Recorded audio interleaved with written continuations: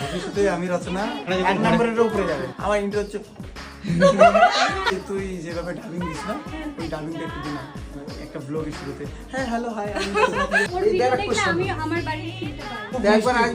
খুব মিষ্টি দেখ, গুনু অনেক এগিয়ে যাক, সত্যি খুব ভালো ভিডিও, একদম আলাদা। সো হ্যালো এভরিওয়ান, দেখো আমার পাশে রয়েছে উজ্জ্বল দা। তো আজকে আমাদের একটা প্রোগ্রাম ছিল সুন্দরবনে। তো এখানে এসে কেমন লাগছে বলো?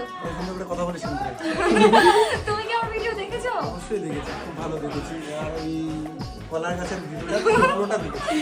আমি দেখে অ্যাঞ্জেল যে আছে আমার, ওকে দেখিয়েছি। দেখো আমি কিন্তু ভিডিও খুব কম দেখি, তুমিও কম দেখো, ভিডিওটা কমই দেখি, ব্যস্ত থাকে সারাদিন। তো এর ভিডিওটা দেখি, ইউটিউবে দেখি, ফেসবুকেও দেখি। ওই ভেলা করে যায়, ভালো লাগে, খুব ভালো লাগে। আর ওই জায়গাটা না পুরো আমাদের বাড়ির আশেপাশের জায়গার মতো। আমরা তো ওটাকে ভল্লা নদী বলি, তোমরা কি বলো ওটা? তোমার বাড়িটা কোথায় জানো?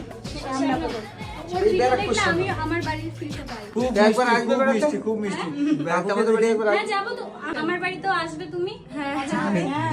তা বলো উজ্জ্বল দা, আমাদের ওদিকে যাবে না? ভবিষ্যতে আমি রচনা আমরা এক নম্বরের উপরে যাবে। আমরা তো মানে বাড়ি করছি, আশীর্বাদ করো, কম সময়ের মধ্যেই আমরা ঘরে উঠবো। তো সেই সময় কি তোমাকে পাওয়া যাবে? কোথায়? আমাদের বাড়িতে?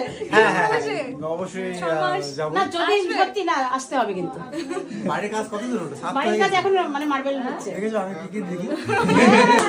গুনু অনেক এগিয়ে যাক, সত্যি খুব ভালো ভিডিও, একদম আলাদাই, মানে ন্যাচারাল অ্যান্ড নিজের বাস্তবতাকে তুলে ধরে।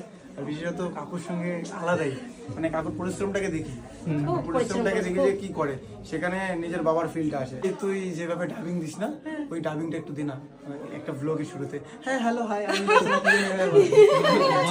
হ্যালো এভরিওয়ান, কেমন আছো তোমরা সবাই? আমার ইন্টার হচ্ছে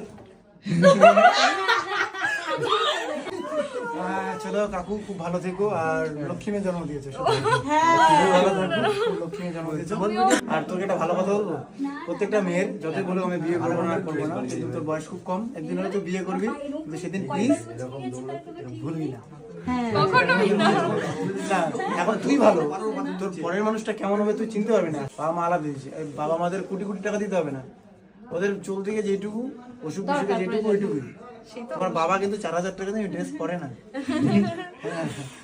বাবার ওই হয়তো এটা কত বছর পুরনো, বা এটা যদি নতুন হয়ে থাকে এটা আরো 5 বছর চলবে। এটা হচ্ছে বাবা। বাবা তো পড়তেই চায় না, আমি খুব জোর করে কিনে টিনে দিয়ে পড়াই, এদিক ওদিক যেতেও চায় না। এখন এই যে আমার সাথে যেতে হয়। আরো বড় হবি, বড় বড় মানুষের সঙ্গে মিশবি, কিন্তু এই বাবার কষ্টগুলোকে মনে রাখবি, নিজের কষ্টগুলোকে মনে রাখবি। ঠিক আছে বোন?